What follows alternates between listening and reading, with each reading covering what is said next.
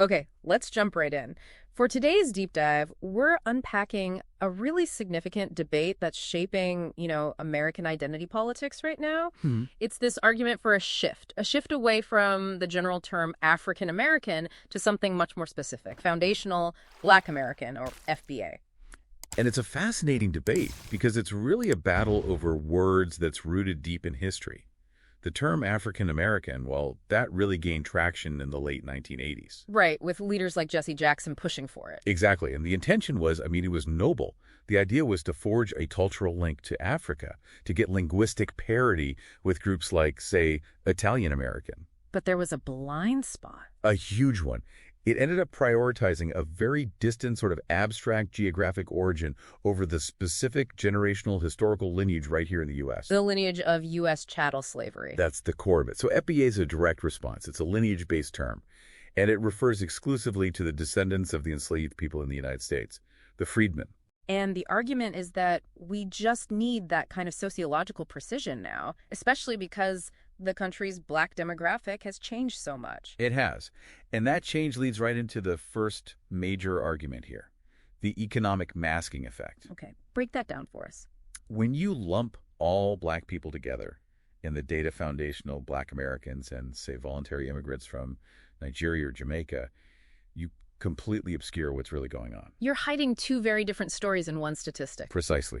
Many immigrant groups, they might arrive with higher educational attainment or assets.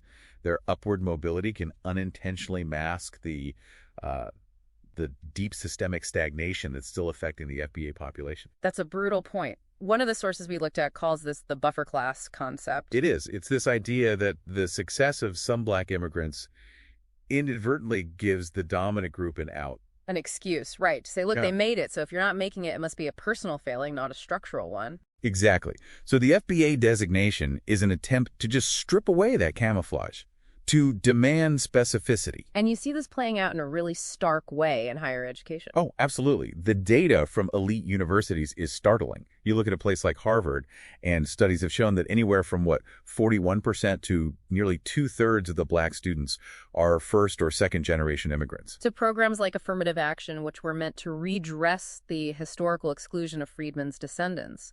They're being satisfied by admitting students who, while they are Black, simply don't share that same generational history of systemic oppression in the U.S. Okay, so that brings us to what might be the most potent argument, the legal one. Yes. This whole thing becomes absolutely crucial when you start talking about reparations. It's the whole ball game.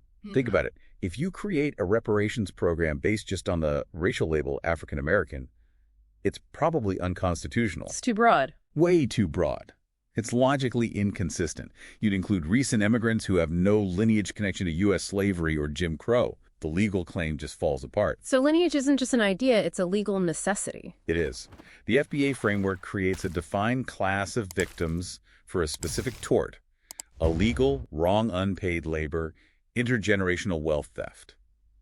You need that precision for a claim to be viable. And we've already seen this in action. The California Reparations Task Force. That was a bellwether moment. They voted to limit eligibility strictly to the descendants of enslaved people. That's a lineage-based model. It's the FBA framework in practice. And beyond the law and economics, there's a huge cultural piece to this as well. A very powerful one.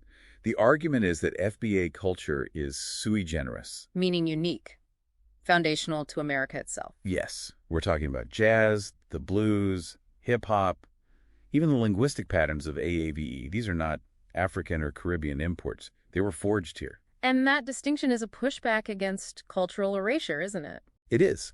It's why you see controversy when, for example, non-FBA Black actors are cast to play historical FBA figures. It's about recognizing a distinct cultural and historical pedigree. So when you put it all together, this shift is really about choosing a kind of political realism over an older Pan-African idealism. I think that's a good way to put it. It's a demand for disaggregated data, for a legal framework that can actually work for remedial justice now that affirmative action has been dismantled by the courts. Which leaves us with a final thought for you to take away. And it's a big one. If the political currency of the future really is this kind of identity specificity, Yeah. what are the implications? What happens when a group changes its own definition. Right. What happens when a group shifts from being defined as the statistical minority to defining itself as the foundational bedrock of the entire nation? A profound change in perspective, something for you to chew on.